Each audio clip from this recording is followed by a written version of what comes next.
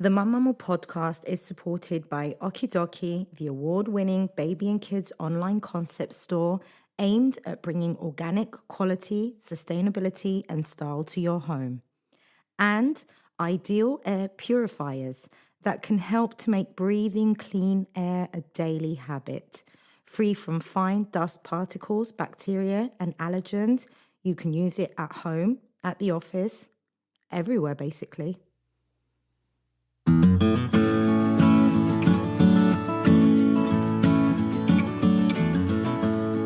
Hello, I'm Eleni and this is the Mamamoo podcast, a podcast I created a few years ago because I noticed a few gaps here in good old CY in the way we talk about women and education and human rights and mental health, to name a few. I wanted to bring conversations around these topics to the forefront and delve into them a bit more from a local standpoint. So something that's been on my mind for a while now in regards to mental health is trauma and grief. After experiencing as a society quite a lot of pain, loss, hopelessness, fear and uncertainty with the recent earthquakes in Syria and Turkey, which hit quite close to home, as well as the horrible train accident in Greece, and then there's a war in Ukraine, and of course a global pandemic, all being brought to us in real time via our mobile phones and other devices. So it's no wonder we are experiencing extreme mixed emotions and an inability to deal with life's challenges. So today I have with me the lovely Xenia Papandreou, a counselling psychologist who has come on the show to talk about grief and trauma, how it's experienced, the various levels, about parents being worried about traumatizing their kids. Hello, me. The signs and symptoms of grief and trauma, and we talk about death and resilience too. So, on with the show.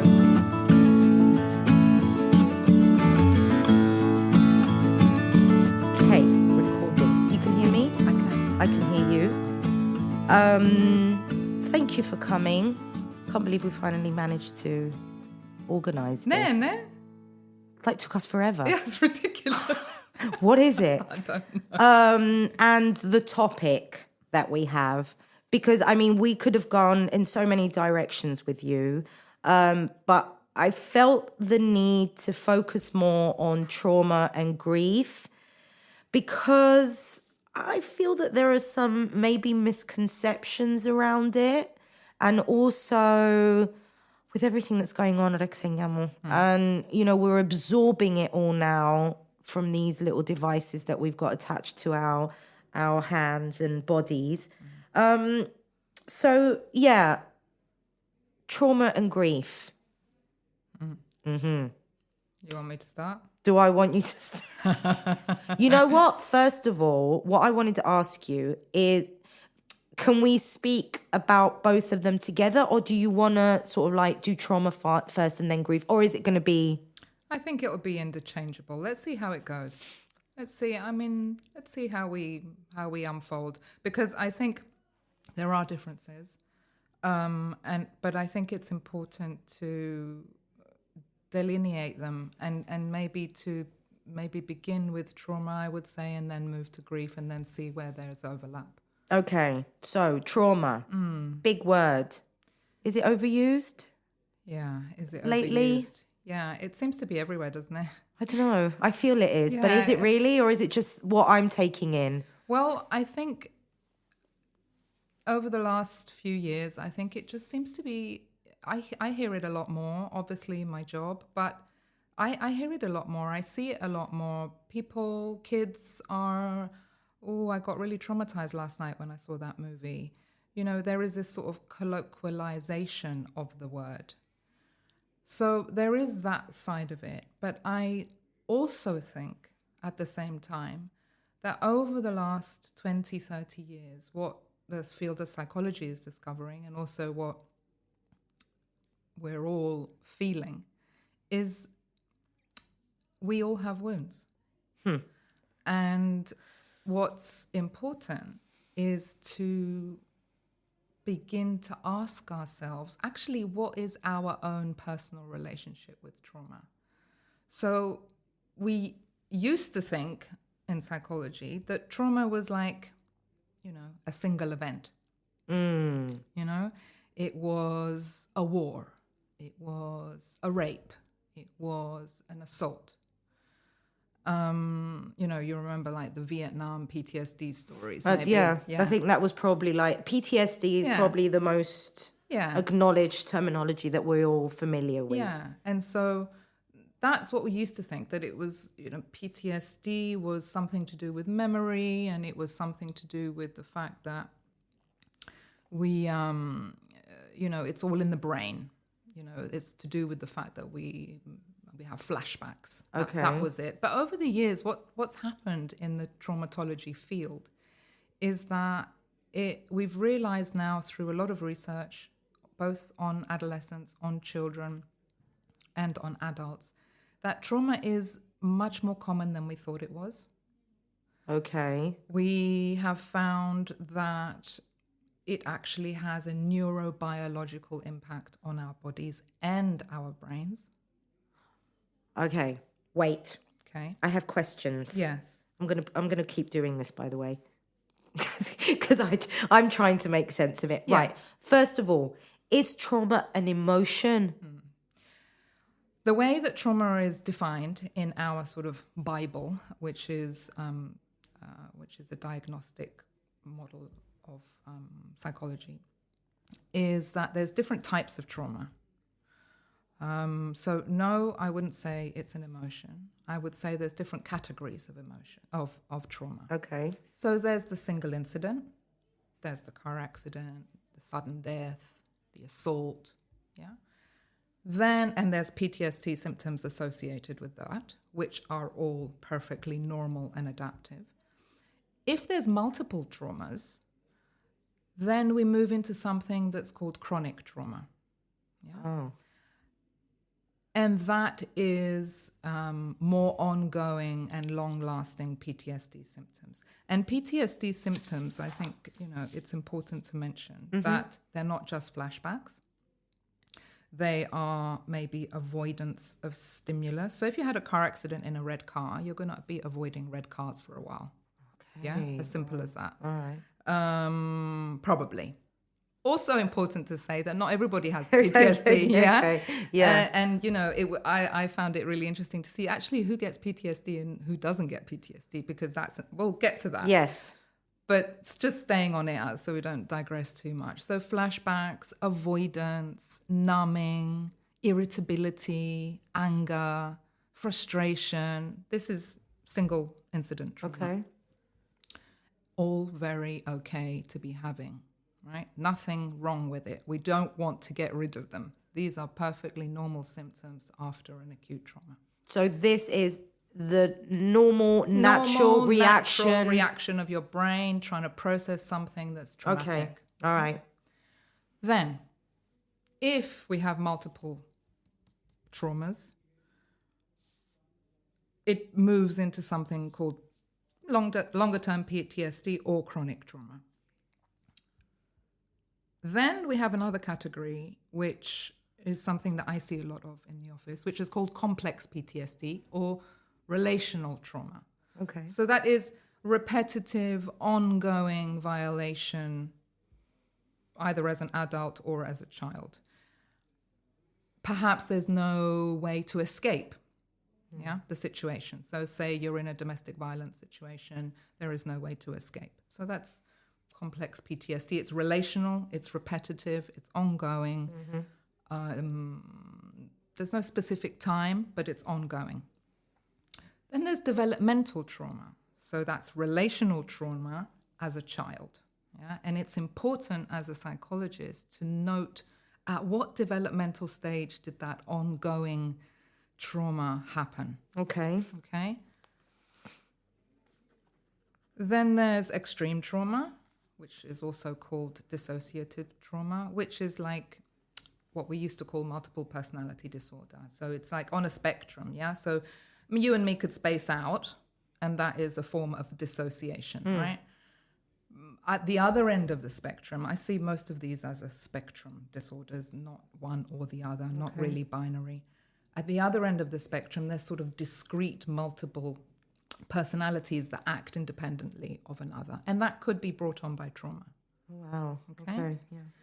Then there's transgenerational trauma.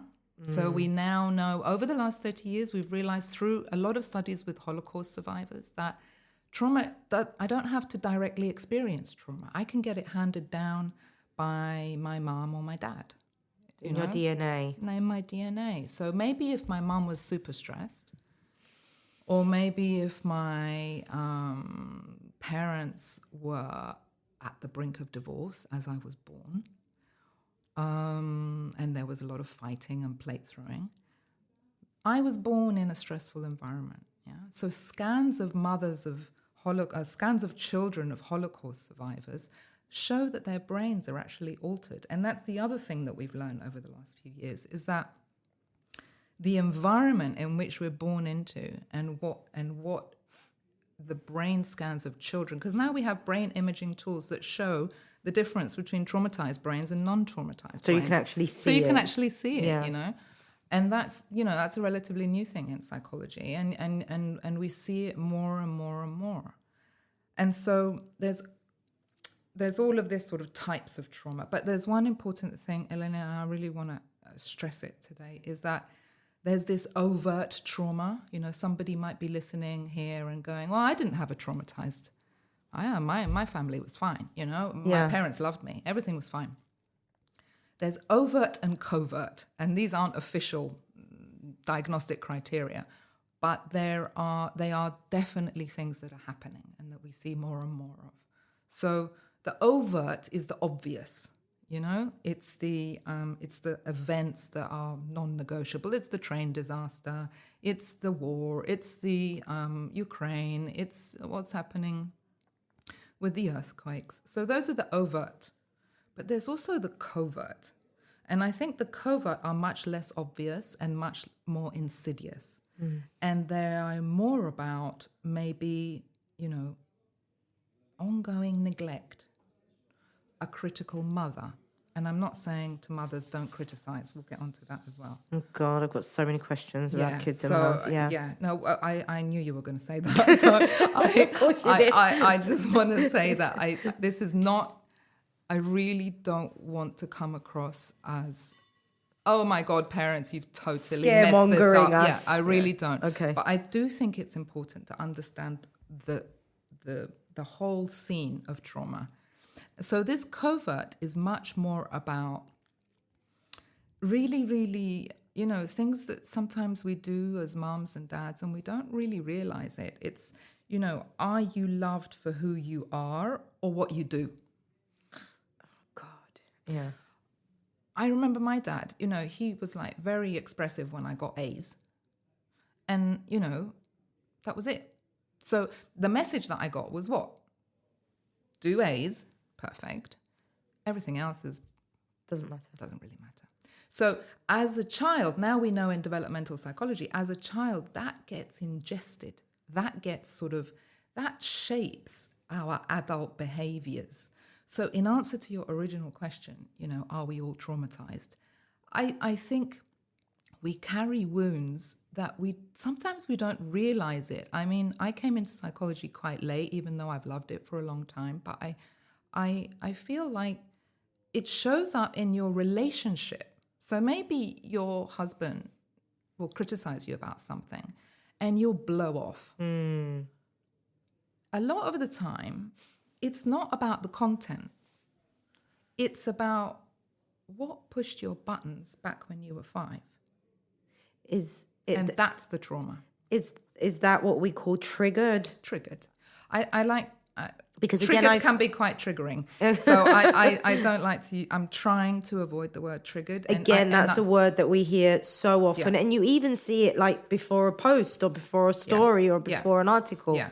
The TW, trigger warning. That's right. And now in psychology, we try to use the word activated now. Okay, Ooh, okay. because trigger can be triggering.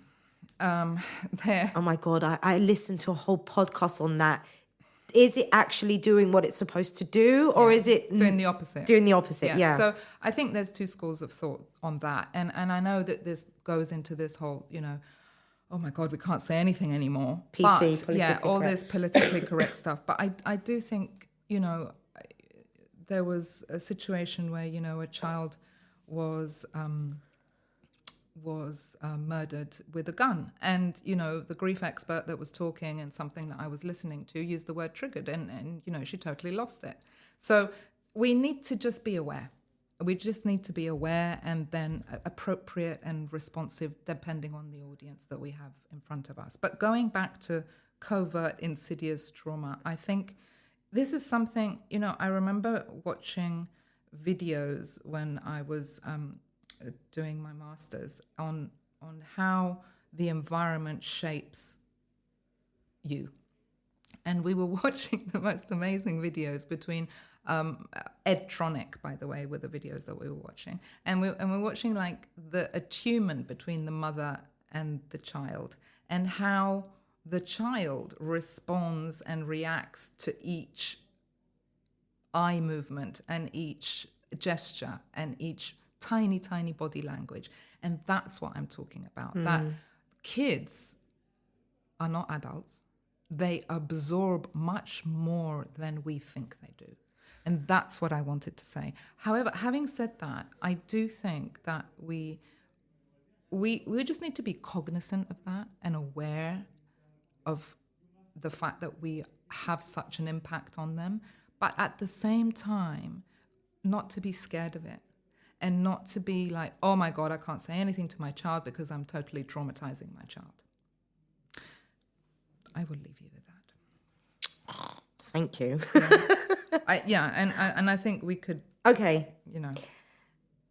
Okay, so many questions, but let's start. So, when you say, when you were talking about the brain scan images, does that mean that trauma only appears, for lack of a better word, in the brain, or are we talking like a scarring of, the soul, the psyche, the actual whole body? How does it manifest? Yeah, how does it manifest? So yes, it appears in the brain for sure. I mean, there are clear differences between traumatized brains and non-traumatized brains, but it also appears in the body. So I mean, let me ask you something. When something awful happens, personal or not personal, where do you feel it? Well, in the brain, I'd say. You'd say in the brain? Yeah. Okay. I would say, I remember. Or in the stomach. Yeah, I would say it's a gut wrench. Or like, yeah. For me. Yeah. And it's like, I feel almost like sick, when when the train disaster happened. I felt it was a physical thing. Mm-hmm. When Actually, yeah, you're so right, because I'm thinking of something that I'm not going to share on here because it's not my story to tell. It was so traumatizing. Yeah. It had such a huge impact that I do remember that for 2 weeks I couldn't literally stomach any food. Right. So that is witnessing somebody else's trauma. Equally as traumatizing in inverted commas, yeah? And it has a visceral effect on us. We know this for sure. And now most of the trauma treatments that exist in psychology are body-based. Oh, wow. Because what a traumatized body feels is unsafe in their body. So it doesn't necessarily mean that you have to have been abused in order to feel unsafe in your body. I mean, definitely that's one type of a trauma that does make you feel unsafe in your body. But most trauma will show up in bodily symptoms, chronic pain, eating disorders, of course, the whole plethora of depression, anxiety, panic attacks, suicidal ideation, nausea, nausea, migraines, a lot of migraines. Wow. And then there's all the sort of hopelessness. One defining feature of trauma, I think, is shame. Yeah. Wow. So shame is different to guilt. So shame is I did something wrong. And what's interesting to compare is what happens when there is a personal trauma. So maybe a domestic violence situation, where you keep it quiet, you don't say anything because it says something about you. Compared to a very public trauma, like the train disaster, where there's this huge outpouring of compassion and who's responsible and all of that. So it's interesting to see like the differences between the public and the private. And most of the people that are involved in helping people with the public stuff, where there's this huge outpouring, is that the people that are involved want to keep their trauma private, actually. And, that happened at 9/11, and that happened because there's all this sort of, how can I help? How can I help? How can I help? And it can be very, overwhelming. So to answer your question, absolutely it shows up in the body. It also shows up in illness. So now, I don't know if you know Gabor Mate. Oh, good. I'm glad you said that because he's my as well. Yeah, I do. I love him. So he says, trauma is not what happened to you. It's what happens inside of you as a result of what happened to you. So what does that mean? That means that it's an inner injury. And how does that show up? It shows up in your behaviors as an adult. Yeah. Right? So, for example, you have a car accident and you get concussion.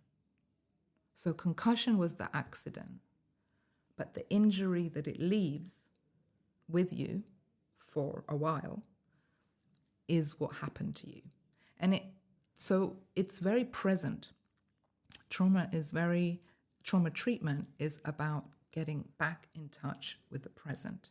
Because what trauma does is it totally disconnects you from your body.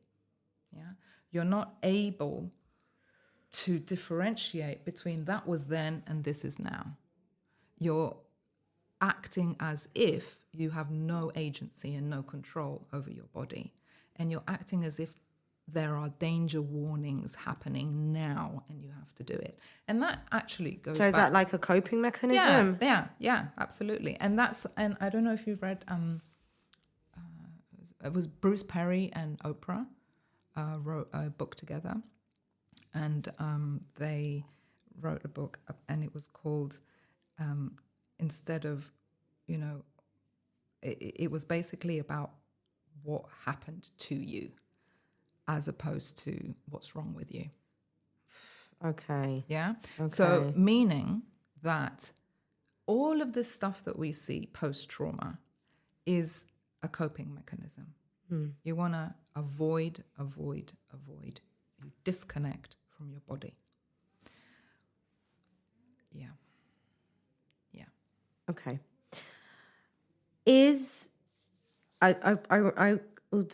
When I was trying to prepare yesterday, I remembered seeing a video. It was a short one about trauma.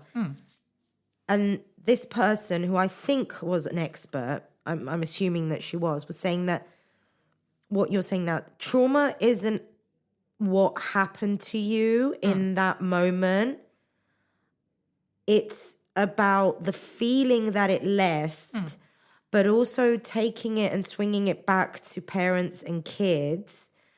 It's not so much that thing that happened in the park traumatized my kid. It's about how I deal with that situation right there and then. Is that true? Yeah. I like that way of thinking about it. So I'll give you an example. We were at the park about a month ago, and one of my little one got into a bit of a fight with another kid, and he ended up being screamed at. And when I say screamed, I literally mean screamed at by the child's mother. It took me 5 seconds to realize that she was actually yelling at my child and not hers. And, I dealt with it at that moment without being too extreme. I was very, very, I know. I was actually quite proud of myself. Anyway, and then I was thinking, fuck, is my child traumatized right now by this? So that's such a good question. That's such a good question. I'm so glad you brought that up, because I'll tell you why. I mean, I don't know your children, but what makes the difference between, whether a child has been traumatized or a child hasn't been traumatized, yeah? What makes the difference? And it's so interesting for me anyway, to look at the research, like who can bounce back and who can't. Resilience. That's in one of my questions. Let's come back to that. Okay. So there's a couple of things for me. Well, one of them is temperament, right? You're born with a certain temperament, right? Todo menos. But in addition to that, did you have a caring person that you could speak to after the trauma happened? So your example is fantastic, right? Happened in the park, happened once. What age is your child? 5. 5, right? Really crucial age, right?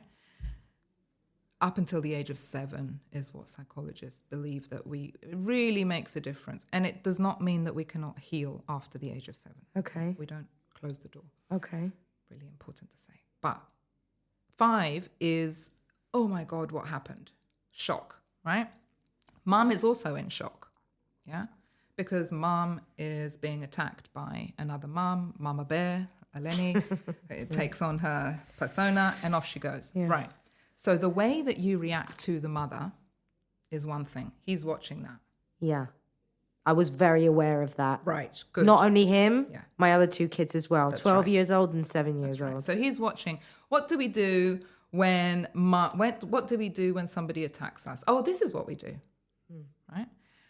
So we're learning all the time, right? You're like absorbing. It's absorbing. Oh, this is what we do. We lose it, or we punch people, or we bury people, or we swear at people, or whatever it is. Road rage is a classic example. So that's one thing. The second thing is, if your son had you after the event to speak to, that is a really reparative experience for the child, okay? So, and for you to be able to allow your child to express every single emotion that they want to. That was brought on by this event. Yeah, without saying stuff like, no, it wasn't like that. It was like this. This is why I did that. So relinquishing our need for control. And I mean, I've been there many times with my son. So I know, I like control. So, me and control you are just friends. said that just like that. I did. Off to you. I did. I do like control. But as you look more and more into this, the ability to relinquish control and to allow your child to feel pain, anger, disagreement with you and how you handled it. I mean, maybe at 5 he could or could not do that, but maybe a 12-year-old would tell you a few more things. Yeah, he did, actually. Exactly. There you go. So, all of that. So 2 things, temperament and being there really helps. So if you had a more sort of dangerous situation or somewhere where you couldn't escape, or maybe, a babysitter did something weird to you when you was 10, but you haven't really told anybody. If you had a caring adult to speak to after that event and you didn't feel alone, the research clearly shows us now that will help you mitigate long-term PTSD signs. Wow. It really helps. So that's why I find that very hopeful. That's why I think that, now that we know so much more about trauma, I think it's an opportunity for us as parents to... even if our kids are older, as is the case with me, I think it's an opportunity for us just to be aware of what's going on and to be willing to say, yeah, you can express pain, anger, grief, tantrums, and I can watch you. as opposed to what we used to think when my son was growing up, which is the naughty step, leave them Time out, leave them to cry, very rigid shaming sort of punishments. Yeah. Disciplinary. We used to but disguise it as discipline. Which I feel that we still kind of do now as well. Yeah, we do a bit. And I think it's also to do with the fact that that's how our parents brought us up, right? That's true. That's what we learned. That's that's the patterns we know. Yeah, so that's what we learned. So all of that. Question. So in this incident, I was there, I witnessed it, fully aware of what happened, I was able to deal with it. What happens if something like that, a traumatizing event, happens to my child? I have no clue. I feel something's off. Well, what I was going to say is, how do I recognize trauma symptoms in kids? And obviously, I know you're going to say age. Yeah, obviously age. It varies from age to age, but I would say anything that's abnormal in your son very well. So you know that, whether they have stomach aches every day or not. Normally, kids' symptoms are somatic. Okay. So there will be stomach aches. Does that include bedwetting? That can include bedwetting. Okay. It comes out in all sorts of different ways, and it's interesting to see how it comes and when it comes. So if for example, a child has been verbally abused at the age of 5 or 6, then what you're going to see in the brain is sort of changes in visual and auditory circuits.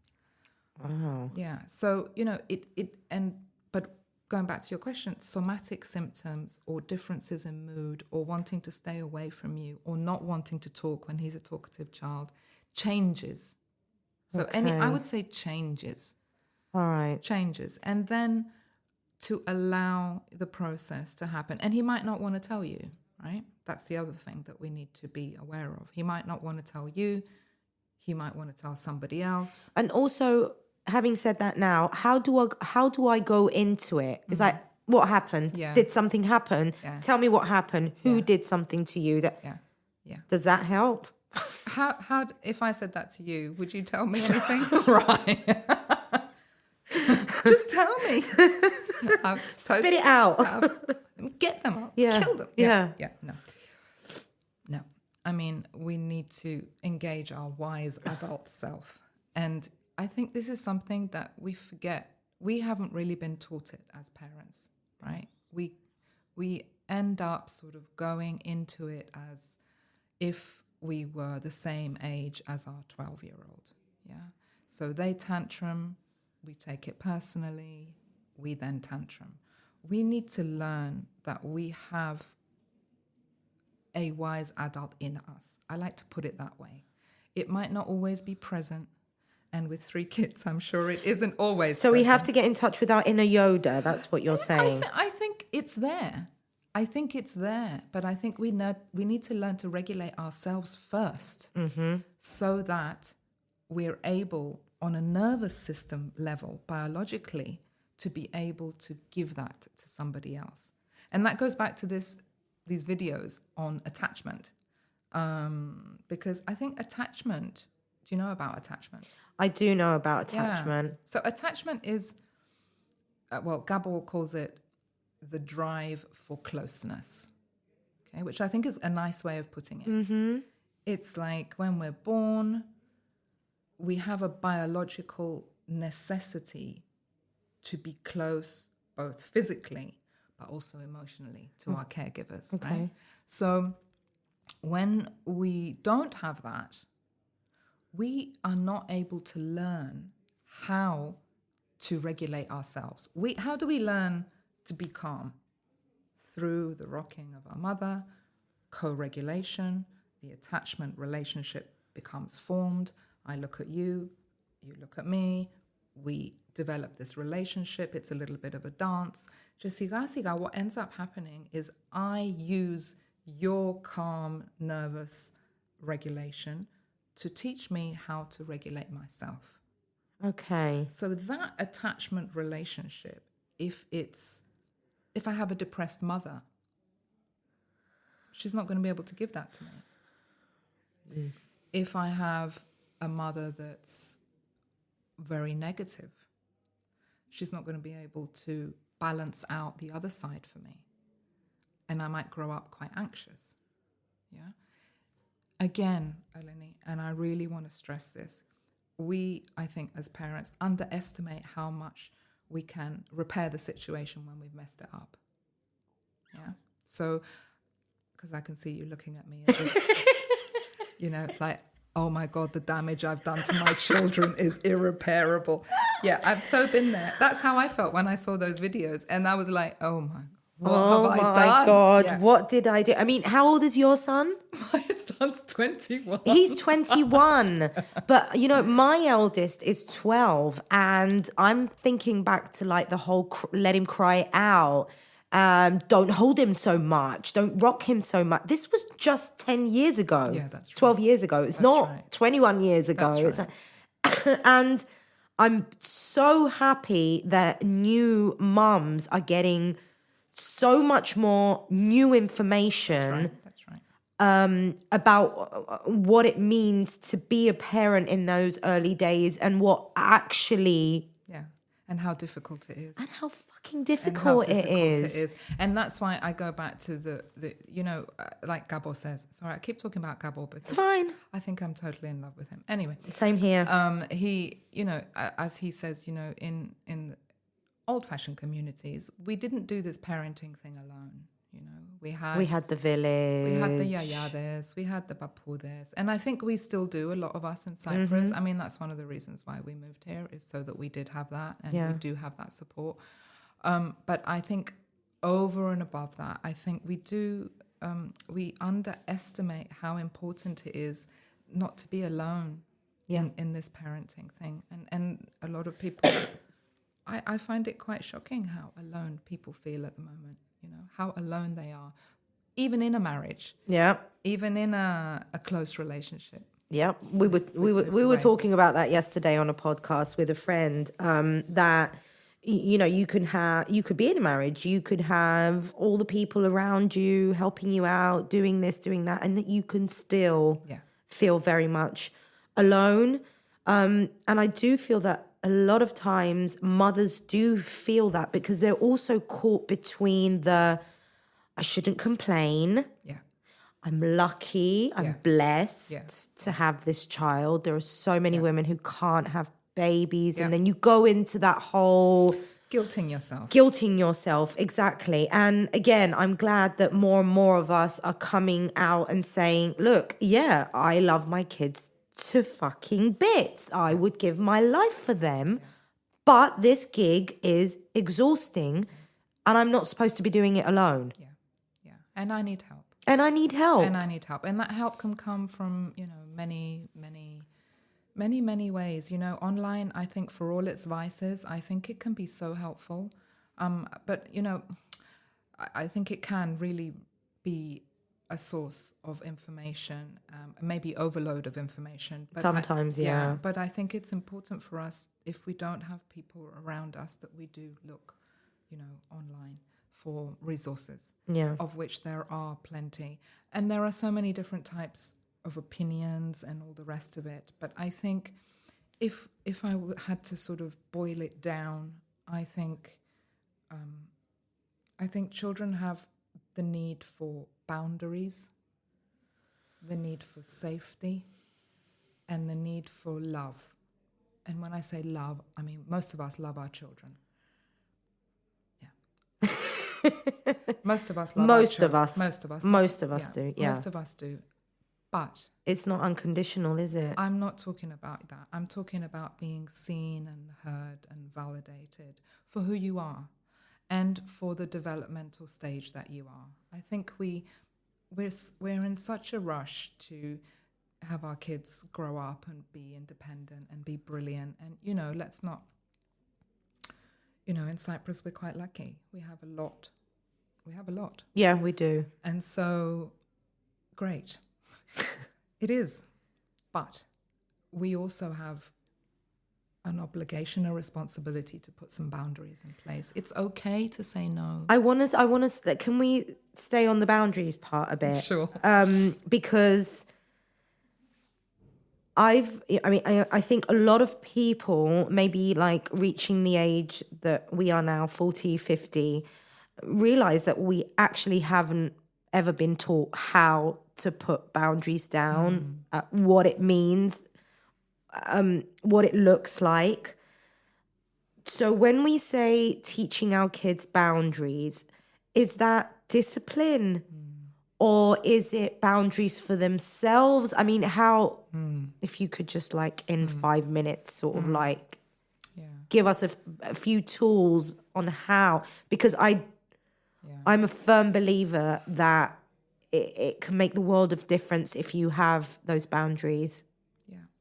And I think sort of some parenting has gone sort of the other way, whereas before we were really rigid. Now we're like very child-centered, and whatever the child wants is fine. I feel like I do that sometimes. Yeah, and we do that maybe to compensate for all of our guilt of being maybe an angry mother sometimes. Yeah. So we do that. Or the fact that we just can't be bothered. We don't have the energy. It's like, fine, just fall asleep in front of the telly. It's fine. Yeah, I can't do this today. I can't argue. That's right. Yeah. And I think it is about owning it. And I think it's very subjective, firstly. There isn't really 5 steps to good boundaries. It doesn't really work like that. I think 2 things. One is, how were you taught boundaries in your upbringing? Were you given like no boundaries, in which case you will struggle to put boundaries for your child, right? Yeah. Were you given very rigid boundaries, in which case you will be an anxious parent? Okay? So, and everything in between. I think what we're talking about is the opportunity to try and understand what we're like, don't shame ourselves, and then move on. So a healthy no for me is,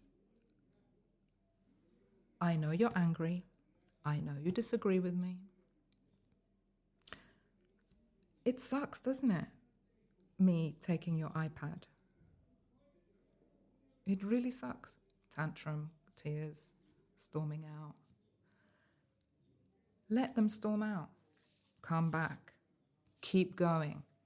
Don't give up. In terms of find your wise adult. If you find, Eleni, that you're losing it, you need to step away from the situation, not continue. Because if you, and it's in that split second of awareness that you are losing it, or that you are blaming them, or you are, I mean, maybe you would be blaming them in that situation, but over blaming them or making them feel like it's totally, the whole world is going to fall apart. Yeah. If the iPad does not if not received in my hands. So it's about, even if you messed it up, you go back and you repair. Repair is as important as boundaries. And it is important in our relationships, isn't it? Like, you mess up, then you go back and you say, okay, can we talk? If it's your 12-year-old, he'll probably say no. In which case, what is interesting is that even when they look like they don't listen, they do. They're listening. Yeah. And so maybe you're talking to your 5-year-old about boundaries, and your 12-year-old is having lunch in the background, and he will be listening. So there are all sorts of ways. I'm sorry, I can't give you a straight answer, but boundaries are really important. Why?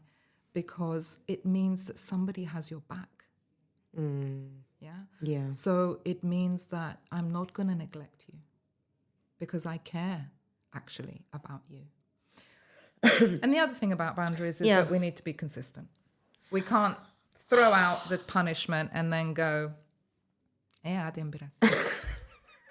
Okay. I know.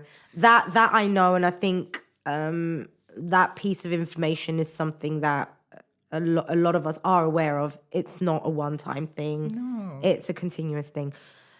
I wanted to ask you, according to, as far as trauma goes and the pandemic, Ah, yes.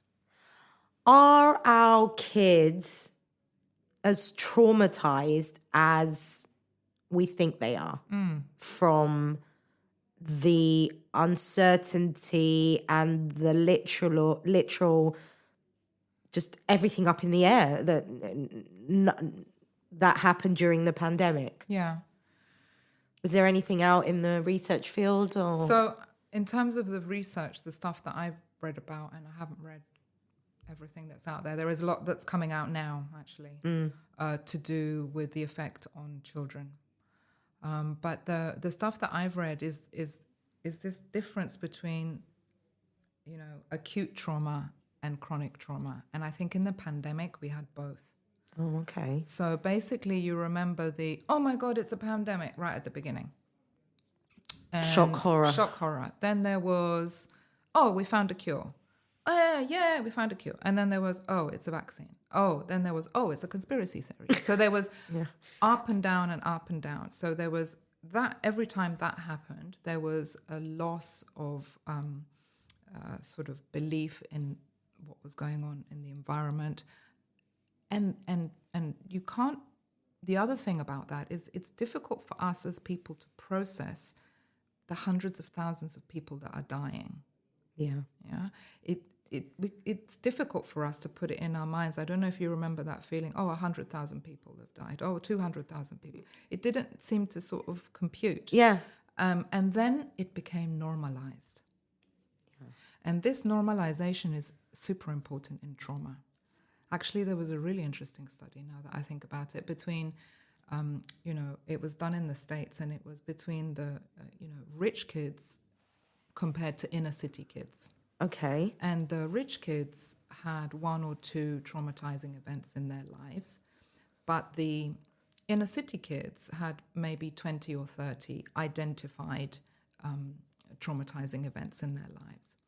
And over time, what was shown, it was fascinating actually, that because the inner city kids became normalized to this many, many traumatizing events every day of their life, maybe somebody would go to jail, or maybe they saw their mother being, battered, or whatever it was.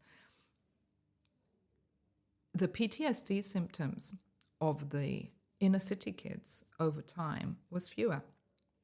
So the normalization of it, is what I'm trying to say, is really important. And this is what happens in this sort of less obvious type. So it's the normalization that the inner city kids did themselves. It wasn't an out. No.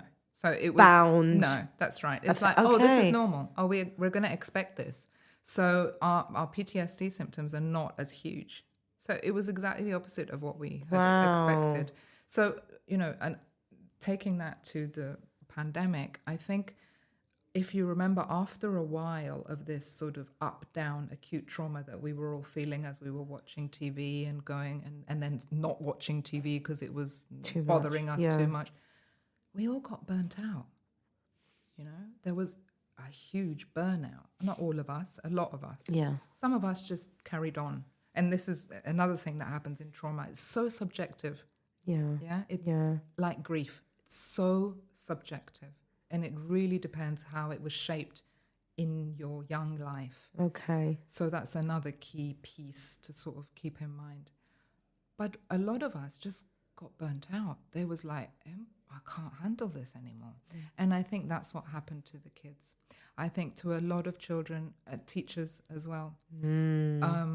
It was just like, enough. Teachers and parents. And a lot of caregivers generally. First line workers. Parents, yeah. Well, yeah.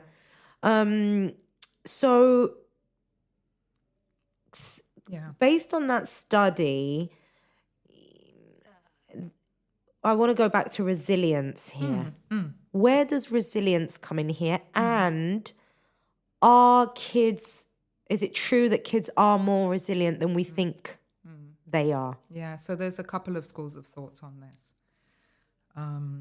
I think we used to think a lot more that, kids will get over it, they'll be fine. We used to think that a lot more. Personally, I don't know, maybe it's the job that I'm doing, but personally, I see that we underestimate their vulnerability. And actually, going back to attachment, we need to be more attuned to their experience of what's happening as opposed to what we think is happening. Or we know based on our experiences. And perception. And perception, exactly. So say, a cat dies in the family, right? Your child might be suffering and crying for a lot longer than you, perhaps. You might want to say to them, this is sort of moving into grief a little bit, Atekani, come on. It's enough now. It's enough now. Yeah. Yeah. This need of ours to sort of get on with it and tidy it all up and Move on from that is, I think, dysregulating for the child. Okay. And not all children are the same. Yeah. Some children are very, I don't know if you've noticed, where, in grief, this happens a lot. It's like, there'll be the one person, one of your friends, who will be fine. Yeah. And they'll be like, Adam, okay, let's get on with it. Let's get on with life. Yeah. And there'll be another one who will be totally lost for weeks and or months or years. And this is exactly what happens again with children. So now we know that the environment of the child is key. We need to allow for these differences. And haven't you seen that with your 3 children? Yeah.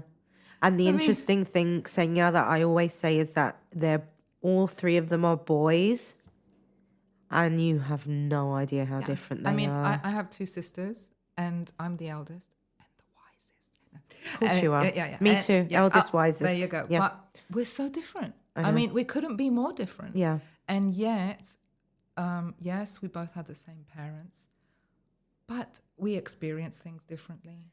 We, maybe a death in the family might happen and I will see it differently. My sister will see it differently. Sibling experiences of death are totally different. And we don't need to agree about how to grieve. Yeah. Okay. We don't need to if you and me were sisters, I don't need to tell you how to grieve and you don't need to tell me how to grieve. Yeah. It's fine. We can both be upset for our cat dying in our own way.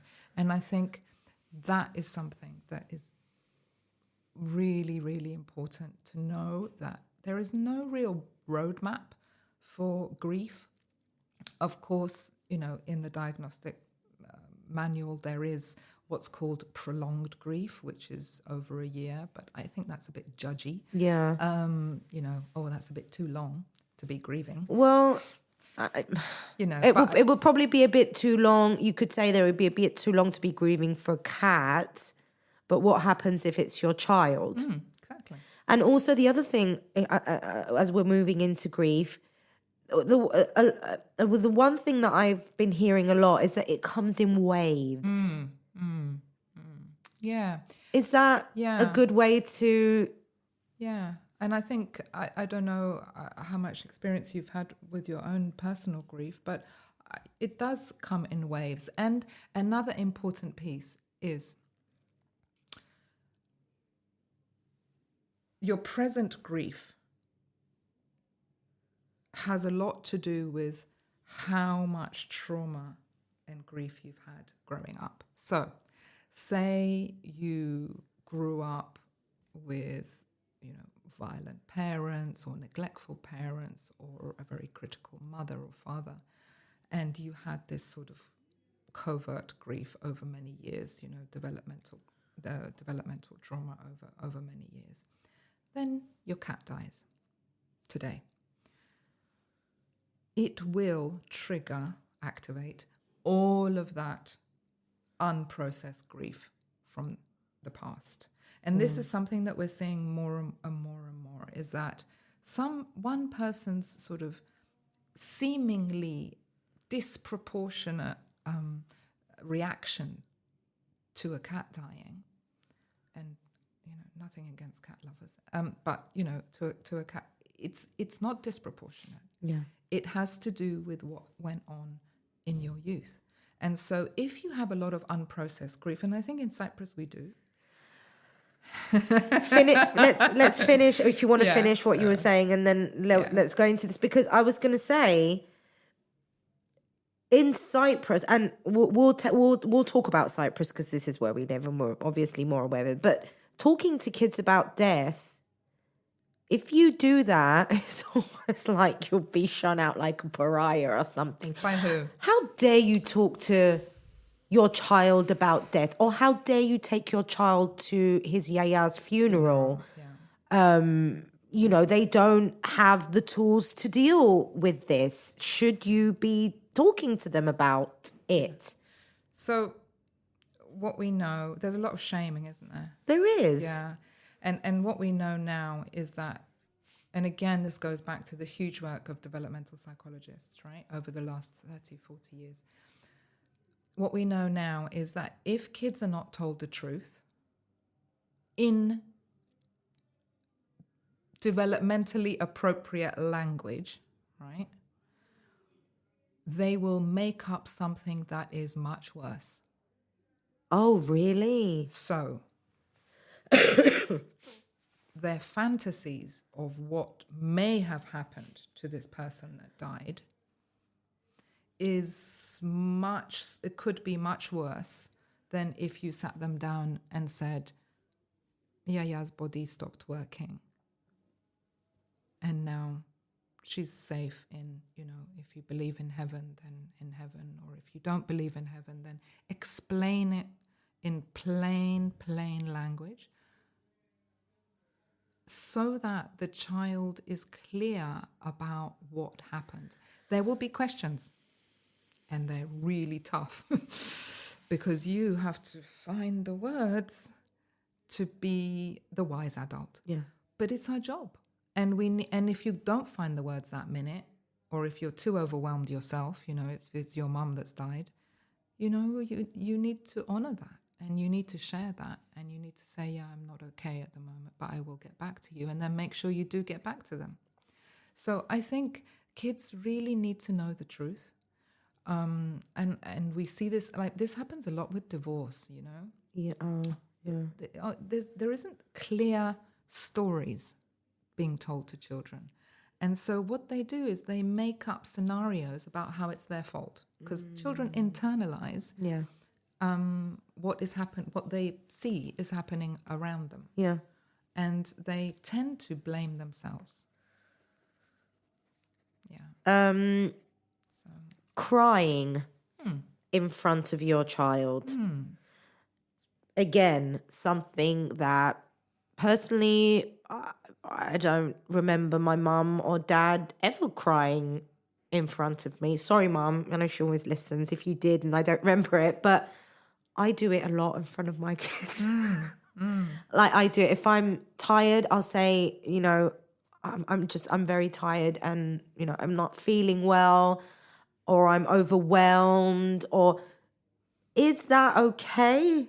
Again, am I traumatizing or am I normalizing? Yeah. And what do you think? And maybe I shouldn't. I was going to say I do it all the time. Don't do it all the time. But I mean, I'm glad you don't do it. I do it all the time. I don't do it all the time. No, sometimes I do go fuck off into the toilet and just sit there and do it on my own. Yeah. But there are times that I do it, and I always find myself wondering that is this something that the 5-year-old, the 7-year-old, the 12-year-old can deal with? Is it hurtful to them? Yeah. Do I seem weak to them? Yeah. What was the question you asked me? I was just asking you, because that question comes, whether you think it's okay for them. Because I think what you're doing is you're modeling difficult emotions. Okay. This is what I do when I'm sad. This is what I do when I'm angry. And they will look at you and say, oh, okay, that allows me to also cry in front of mum. But I have to say that with some, because obviously if you have a mother that's depressed, she may be crying all the time. And that's a totally different story. Okay, all right. Because you're unavailable to them. Okay. In terms of, if you have a mother that's on the sofa, or a father that's on a primary caregiver that's not available to the child, then that's totally different. So there has to be some sort of But generally, what you're doing is modeling, this is what mummy does, and maybe daddy has a totally different reaction. Yeah. Yeah, so both are okay. Okay. Because this is how you shape their behavior.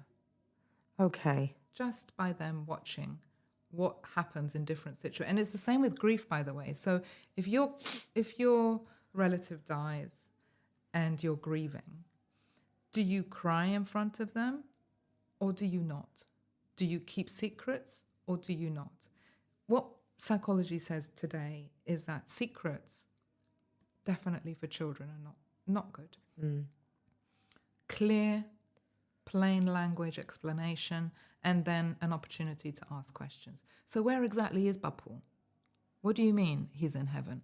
Exactly where is he? Yeah. Right. All of that. Yeah. Tough stuff. Yeah. So does he think about me? Does it still hurt in his body? All of that. So it's not easy questions. Yeah. But they are questions that also help you to process. And this is what I'm talking about, attachment again, because what's important is to tune into each child's emotional needs at that time and see what they have to offer and listen, as opposed to try to navigate what they should be feeling and what's appropriate and not. Okay. All right. Okay. Much easier said than done. Yep. Well, yeah, I'm glad you put that little bit at the end. The other question I wanted to ask about grief and death. After I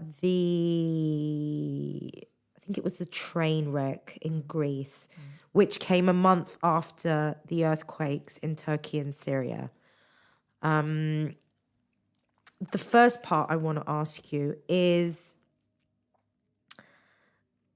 are we as outsiders watching this play out on our televisions, on social media, are we experiencing grief while consuming all this information? I mean, what is it doing to us? I know it sounds a bit, because I want to take it then to the families, but now as outsiders who are listening to all this information and getting all this information, and it's just one on top of the other, are we experiencing grief? Or is it trauma? Yeah, it's both. Or is it both? Yeah, it's both. You know, it's. Do you remember when Diana died? Oh my God. Right. Of course I do. I think everyone remembers exactly where they were. Yeah, that's collective grief, right? Did you know her? No. Right. So, did you know anyone in the train disaster? Did you know anyone in 9/11? Did you know anyone in the earthquakes? I mean, maybe you did. But the point is that even if whether you did or whether you didn't, it's a pain that you felt yourself. And then the grief part, which comes, I mean, the way that it works is that you process the trauma and then the grief comes. Okay. So if there's a situation like that, it's chaos at the beginning. Yeah, exactly. It's exactly what it is. We saw how it was. It was totally chaotic. Yeah. And there was, a lot of anger maybe by us watching it. A lot of anger, a lot of blaming, a lot of how could this happen, all of that. Yeah. And then much later, the grief starts, Okay. So in terms of processing and in terms of what, how people are helped, are you affected? I was, and are we affected? Some people, yes, and some people, no. Some people said to me, why does it bother you so much? Yeah. Other people were like... But then you're like, why doesn't it bother you? Yeah, yes. Or, yeah, that's right. And I think what's good is that we need all of these people, all of these types of people to be involved in our lives. And when we are grieving, we need these people that are practical and moving forward. And I was affected because, and I don't know, maybe it was the same for you. I was affected because I was thinking about my son, who was a similar age. And what if, and what if, and what if, and what if. And of course, my reaction is, right, I'll just lock him up until he's 50. So personalizing it, is that normal Yes, again? that's Is that absolutely that's normal. 'cause, yeah. Absolutely. I felt I was doing it more with the earthquake because the kids were younger. You said because in the train wreck the kids were with the earthquake. I mean, for 3 days I cried. Yeah, that's right. Just burst into tears just thinking about it. That's right. And that's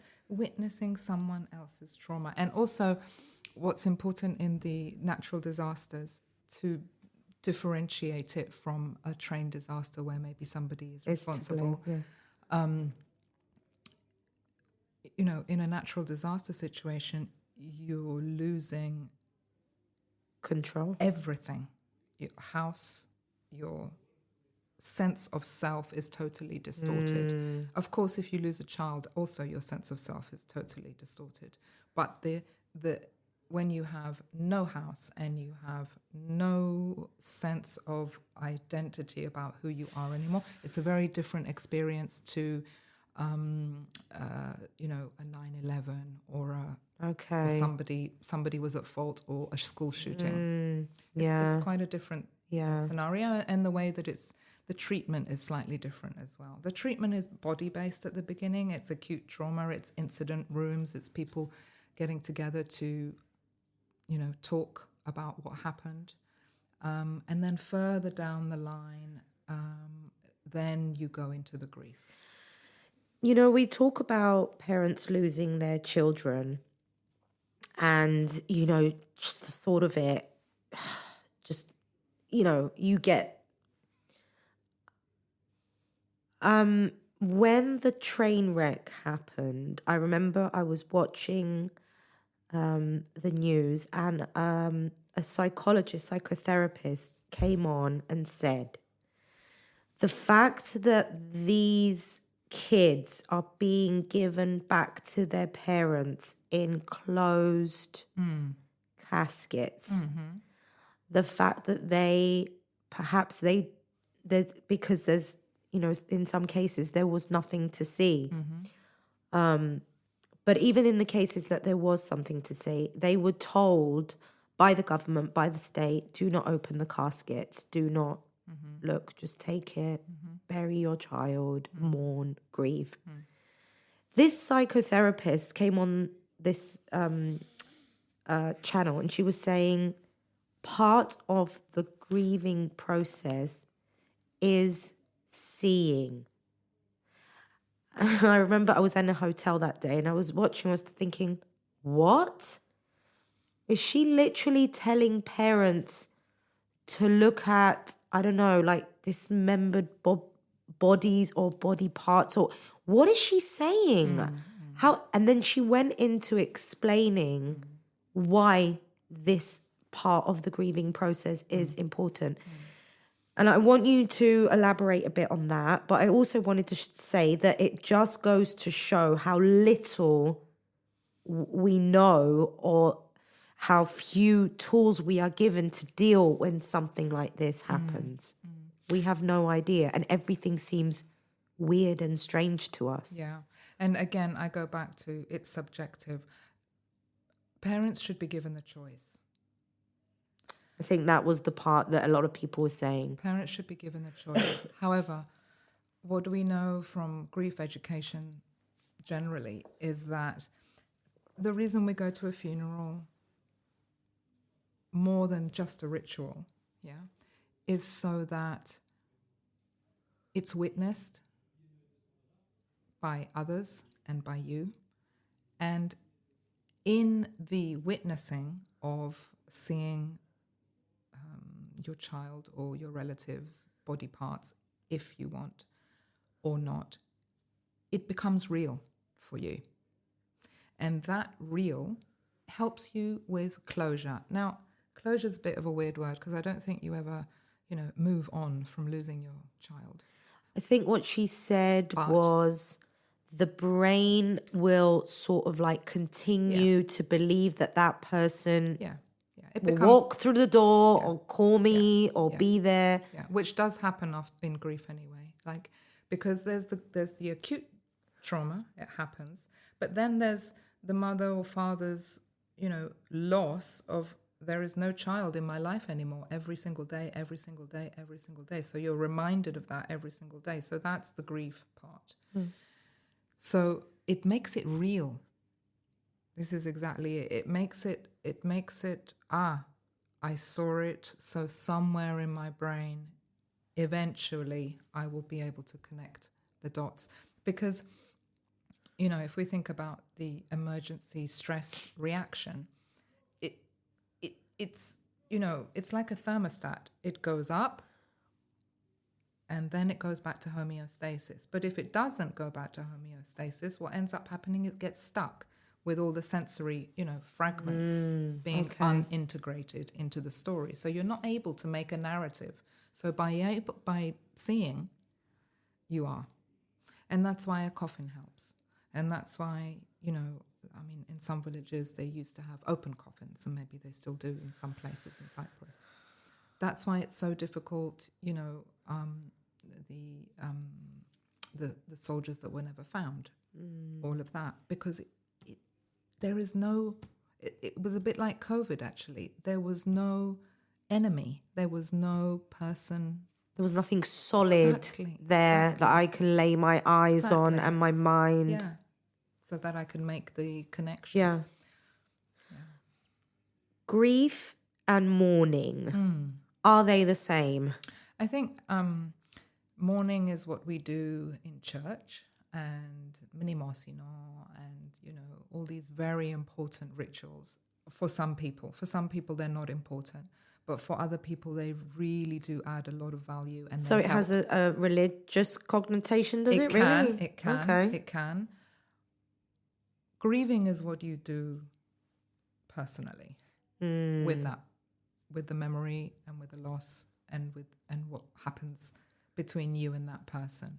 So this idea of what you said, you know, you shouldn't do this and you shouldn't do that, and haven't you got over it yet? And aren't you going to find somebody else if your husband, you know, died young? And let's move on and let's find, all of that is not what we do in grief education. What we do in grief education is honor your own system and the grieving part of you. So there is a grieving part of you. You need to connect with that part and see what's there, and to honor the process. Okay. All right.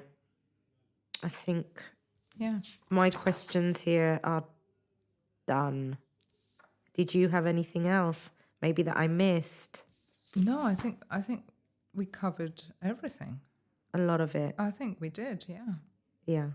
I think we covered a lot of stuff. Okay. Xenia, if someone wants to get in contact with you, or if someone feels that maybe they are experiencing trauma or grief, are there any resources that you could direct them to? Or if you are available, how can they get in contact with you? I'm on the registered list of psychologists online, and you can find my work number on there. But I'm also doing a workshop with Dimitri and Irini. Oh, are you? Yeah. Go on. And now that you mention it, so on the 23rd of April, okay, in Sha, we are doing a gut, mind, breathing workshop, and together with Dimitri and Irini, and also with Fire Alchemy, who's going to bring fermented foods, and also with Honest Bread. Oh, wow. Yeah, so that's going to be fun. Sounds like a good team. Yeah, it's going to be fun. It's going to be fun. Okay, and that's on the 23rd of April. Yeah. Okay.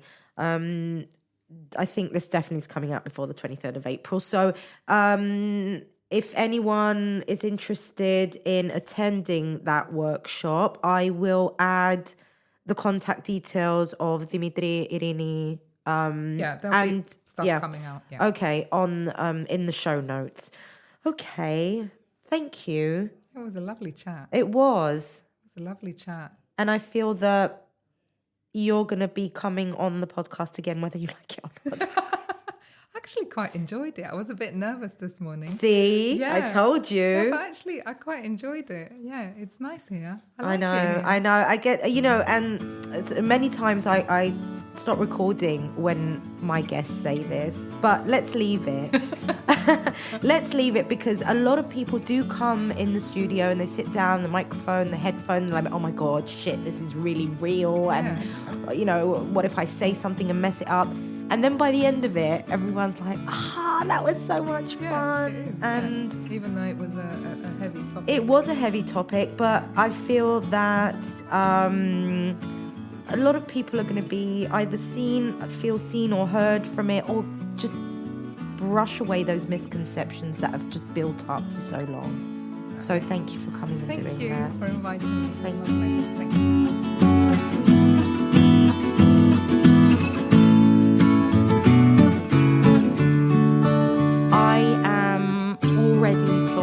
My next episode with Xenia. She doesn't know this, but and other topics that we can cover together. Thank you so much, Xenia Mo. It was an absolute pleasure to have you on the show. If you would like to get in touch with me, you can do so via social media. You can find me under the username Georgie's Mummy on Instagram and Facebook. You can also email me at eleni@georgiesmummy.com. And if you want to support the show and my work, you can find a link to my Patreon account in the show notes. Remember to also check out our sponsors, our lovely sponsors, and take advantage of the special discount that Ideal Air Purifiers are offering with the code MAMAMO15. Because if you think you're breathing clean air, you're so not. It's just so depressing. Anyway, you need one of these amazing air purifiers to clean the air from all the nasties that are around. I have one, and I'm so very grateful. So that's it for today. Remember to be well and be kind. Bye.